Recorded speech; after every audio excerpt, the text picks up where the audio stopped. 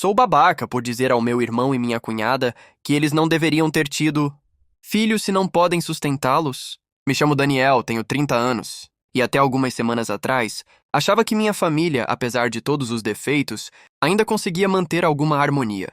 Mas tudo mudou depois daquele maldito jantar de domingo. Não sei se fui babaca, cruel ou apenas sincero demais. Só sei que desde então, minha mãe mal fala comigo. Meu irmão me bloqueou e minha cunhada. Bem, ela chorou no meio da sala como se eu tivesse quebrado alguma coisa que nunca mais pode ser consertada. A questão que me assombra é: sou babaca por dizer ao meu irmão e minha cunhada que eles não deveriam ter tido filhos, se não podem sustentá-los. Mas talvez eu devesse voltar um pouco no tempo e explicar como tudo chegou até esse ponto. Desde que éramos pequenos, meu irmão Lucas sempre foi o impulsivo. 3 anos mais novo que eu, ele vivia correndo atrás de sonhos que nasciam em um dia e morriam no outro. Já quis ser músico, tatuador, dono de food truck e jogador de pôquer, nunca teve estabilidade em nada. Mas ele sempre foi carismático e de alguma forma as pessoas perdoavam isso nele, incluindo a nossa mãe. Já eu segui o caminho oposto. Faculdade, emprego estável, apartamento pequeno, mas confortável. Sempre economizando, sempre planejando. Talvez por isso eu tenha sido visto como o certinho, o chato, o insensível. O irmão que não sabe relaxar, que acha que tudo se resolve com planilhas e prazos. A tensão entre nós sempre existiu, mas estava adormecida. Uma daquelas rachaduras que crescem lentamente até virar fenda. Até que Lucas apareceu um dia na casa da minha mãe, com a Roberta e minha cunhada, e 2 filhos pequenos, dizendo que estavam com dificuldades e que precisavam de uma mão. Foi a 3ª vez naquele ano. Na primeira, o problema foi o aluguel atrasado. Na segunda, o carro que quebrou e precisava ser consertado porque Lucas estava fazendo entregas de aplicativo. Agora era uma mistura de tudo. Sem emprego fixo, com contas se acumulando, crianças doentes e creche cara demais. Minha mãe, como sempre, abriu as portas. Cuidava das crianças, fazia comida, emprestava dinheiro que sabia que nunca mais veria. Ela dizia que era só uma fase ruim, que Lucas está tentando, Dani, dar um tempo. Mas eu sabia, ou achava que sabia, que não era uma fase. Era um padrão. O jantar de domingo parecia à primeira vista normal. A sala estava cheia. Minha mãe fez lasanha, as crianças corriam pela casa, e Lucas falava animado sobre um novo projeto. Uma empresa de mídia digital, com um amigo que ele mal conhecia. É só começar, sabe? A gente já tem até o nome da marca. E dizia empolgado, como se já estivesse vivendo daquilo. Eu apenas ouvia, mastigando em silêncio, tentando não explodir. Mas era difícil. Principalmente quando ele começou a reclamar da creche, do preço do leite, das fraldas, do aluguel. E então soltou meio rindo. Ter filho no Brasil é loucura, né? Tudo caro. A gente se vira como pode, mas é puxado. Roberta assentiu com olheiras visíveis. Parecia cansada, muito mais do que alguém da nossa idade deveria estar. Minha mãe balançou a cabeça com compaixão, como se confirmasse que o mundo era injusto com eles. Mas ali, naquele instante, alguma coisa dentro de mim estalou. Foi como se anos de frustração acumulada, de ver minha mãe se desgastando, de ouvir os mesmos pedidos de ajuda temporária, se repetindo como um disco arranhado, simplesmente explodissem. Então por que vocês tiveram 2 filhos? Soltei sem rodeios. A sala silenciou. O garfo de Roberta parou no ar. As crianças ainda brincavam no corredor, alheias ao que estava prestes a acontecer. Como é? Lucas perguntou, franzindo a testa. É isso mesmo. Por que vocês decidiram ter filhos se mal conseguem sustentar vocês 2? Já pediram dinheiro pra mãe 3 vezes só esse ano. Eu ajudei com o aluguel em abril. Agora estão aqui de novo, reclamando do preço de fralda? Cara, sinceramente, vocês acham que filho é o quê? Um bichinho de pelúcia que a gente compra e, quando enjoa ou dá trabalho, guarda no armário? Ou pior, um acessório para preencher um vazio na vida de vocês? Porque, pelo visto, a realidade de ter 2 crianças que precisam de comida, de médico, de roupas, de um teto, e vocês parecem surpresos com os custos e as responsabilidades. É como se tivessem tido 2 filhos sem sequer ler a bula, sabe? Minha mãe tentou intervir baixinho. Daniel, não é hora. É exatamente a hora, mãe. Não dá mais pra adiar essa conversa. Ninguém aqui tem coragem de falar. Mas a verdade é que está todo mundo exausto de fingir que essa situação é normal. Que é apenas uma fase, não é?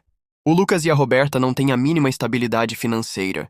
Não têm um plano concreto para o futuro. Vivem se afundando em dívidas e, mesmo assim, tiveram a irresponsabilidade de colocar 2 crianças inocentes nesse caos. É demais para todos nós. Lucas me encarava como se não me reconhecesse. Roberta baixou os olhos e deixou o garfo cair no prato. O barulho do metal contra a cerâmica ecoou como um tiro. Você tá chamando a gente de irresponsável? Ele disse, a voz já alterada. Tô sim. Alguém precisa ter a coragem de dizer o que todos estão pensando. Eu sei que dói ouvir, que parece cruel, mas é a pura verdade, nua e crua. Filhos não são um passatempo ou uma forma de preencher um vazio existencial, de dar um sentido à vida que vocês mesmos não conseguem encontrar. Eles não são curas para carências afetivas. Filhos são seres humanos que dependem de vocês para tudo. Eles precisam de estrutura, de estabilidade emocional, de segurança financeira, de um ambiente previsível. E Lucas e Roberta, olhando para a situação de vocês, com toda a honestidade do mundo, vocês simplesmente não têm isso para oferecer no momento. A gente ama nossos filhos, Daniel. Roberta rebateu, a voz falha. Amar não paga a conta de luz, retruquei seco. Roberta levantou abruptamente da mesa e foi pro quarto. O choro veio em seguida, abafado, mas presente. Lucas levantou com os punhos cerrados, os olhos vermelhos de raiva. Você passou dos limites, Dani. Você não entende nada da nossa vida. Entendo que eu tô pagando parte dela, retruquei. E me arrependi assim que as palavras saíram. Lucas me empurrou. Minha mãe se meteu no meio, aos prantos, pedindo para pararmos. As crianças entraram na sala assustadas, sem entender por que os adultos gritavam. Foi aí que percebi o tamanho da cena que estávamos fazendo. O olhar do meu sobrinho mais velho me atingiu como um soco. Ele me olhava em silêncio, segurando o carrinho de brinquedo, como se tentasse entender o que eu tinha feito de tão grave, para deixar a mãe chorando e o pai gritando. Peguei minhas coisas e saí, sem pedir desculpas, sem olhar para trás. Já faz 3 semanas desde aquele jantar. 3 semanas de um silêncio pesado, quase ensurdecedor. Lucas, meu irmão, me bloqueou em todas as redes sociais, como se eu tivesse se tornado um estranho indesejável em sua vida digital. Minha mãe, com quem sempre tive uma ligação tão forte, atendeu uma única ligação minha para soltar, com a voz embargada e carregada de decepção, um simples e cortante, você foi cruel. Depois disso, nada. Apenas o silêncio do telefone, das mensagens não respondidas, da ausência de um abraço. E a Roberta, minha cunhada, me mandou uma mensagem tão curta quanto um golpe seco. A gente errou, mas você destruiu. E eu? Eu simplesmente não sei o que pensar, como sentir, como seguir. A dúvida me consome. E a dor de ter estraçalhado, algo tão frágil quanto a nossa harmonia, familiar me assombra a cada instante. Eu revi aquela cena 1000 vezes em minha cabeça. Cada palavra dita, cada tom de voz, o exato momento em que as pronunciei. Sim, talvez eu tenha sido agressivo, não nego. Talvez eu tenha descarregado anos de frustração e preocupação acumuladas, despejando mais do que devia naquele momento de fúria. Mas ao mesmo tempo, uma pergunta martela incessantemente na minha mente. Até quando vamos fingir que é aceitável trazer filhos ao mundo sem ter as mínimas condições de sustentá-los e criá-los dignamente? Até quando a nossa família vai continuar tapando buracos com afeto e dinheiro, mascarando uma realidade insustentável? Isso é injusto com todos. É injusto com a minha mãe, que já não tem mais idade nem energia para criar netos, para ser uma babá em tempo integral. É injusto comigo, que me vejo cobrado e com a responsabilidade de um pai substituto, ajudando com contas e preocupações que não deveriam ser minhas. E, principalmente, é injusto com as crianças. Elas mereciam nascer em um ambiente seguro, com estrutura emocional e financeira, com estabilidade, com pais preparados para lhes oferecer o melhor. Mas ninguém quer falar sobre isso.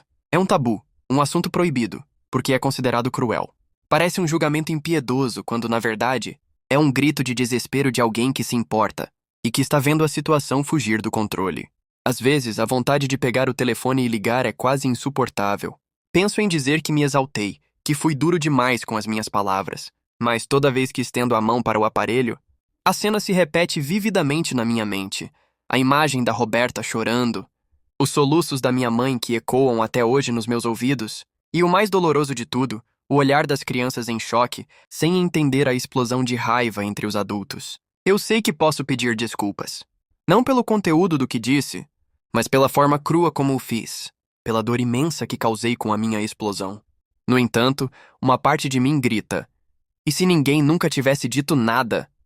E se todos continuassem alimentando essa perigosa ilusão de que os problemas simplesmente se resolveriam por mágica, sem que ninguém precisasse confrontar a realidade? Talvez eu tenha assumido o papel do vilão ao quebrar o feitiço, ao ousar dizer em voz alta aquilo que todos pensavam, mas escondiam por medo de magoar. Mas magoar, infelizmente, é quase sempre o risco inerente para quem escolhe ser honesto, para quem decide não se calar diante do que considera errado. Na semana passada recebi uma carta da Roberta, escrita à mão, com tinta azul e dobrada de forma cuidadosa. O envelope simples, sem remetente, me fez hesitar antes de abrir. O cheiro de papel guardado me trouxe uma memória distante, de cartas que minha avó enviava. Havia algo de vulnerável e corajoso naquele gesto. Daniel. Li e reli sua mensagem mentalmente por dias. Cada palavra ecoou na minha cabeça, uma tortura silenciosa. Doeu, e doeu muito, de uma forma que você não pode imaginar. Sim, você acertou em partes. Eu não posso negar, mas nos machucou em todas elas, como se tivesse arrancado um pedaço de nós. A ferida ainda está aberta. Nunca, em momento algum, quisemos depender de ninguém. A gente se ilude, Daniel, se agarra àquela ideia romântica de que o amor basta, de que ele é suficiente para superar qualquer obstáculo. Mas a realidade? A realidade é cruel. Tão cruel quanto as suas palavras diretas. Ela nos esmurra todos os dias. Não vou mentir para você. Ainda estou profundamente magoada. A raiva e a tristeza se misturam e é difícil processar tudo. No entanto, e eu preciso ser honesta quanto a isso, agradeço por, pelo menos uma vez, alguém ter tido a coragem de jogar a real na nossa cara. Por mais que tenha doído, era uma verdade que precisava ser dita. Talvez você não seja um babaca, como o Lucas te chamou na hora da raiva. Talvez você só seja o único, o solitário, que ainda acredita que é possível fazer as coisas certas desde o começo, que planejar e ter responsabilidade são a base para construir algo sólido, especialmente quando se trata de vidas tão preciosas. Atenciosamente, Roberta, guardei a carta em uma gaveta que quase nunca abro, mas talvez, só talvez, ela tenha começado a abrir outra coisa dentro de mim também. Não sei se um dia vou me reconciliar com meu irmão, ou com a minha mãe, mas sei que de alguma forma aquela noite marcou uma virada. Uma ruptura entre quem finge que tudo vai bem e quem escolhe pagar o preço por dizer que não vai. E no fim das contas, talvez o verdadeiro erro não tenha sido falar. Talvez o verdadeiro erro tenha sido deixar as coisas chegarem tão longe, sem que ninguém falasse nada antes. Ainda sinto o peso daquelas palavras, daquele silêncio que se seguiu. A ferida pode estar aberta, mas talvez a verdade, por mais dolorosa que seja, seja o primeiro passo para uma cura. O que você faria se estivesse no meu lugar? Se gostou dessa história, deixa seu like e se inscreva no canal para histórias como essas todos os dias.